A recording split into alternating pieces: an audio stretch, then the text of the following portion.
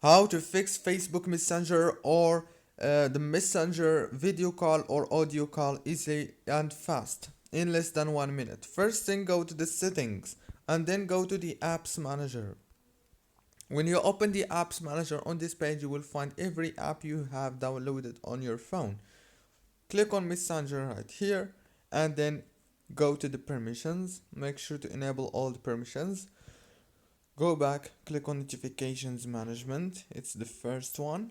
Make sure that every option here is enabled, especially the calls here and the call in progress. Those two options are very important. Go back, and now all what you want to do next is click on data usage, disable the background data and the roaming data, and enable only the Wi-Fi and the mobile data like this.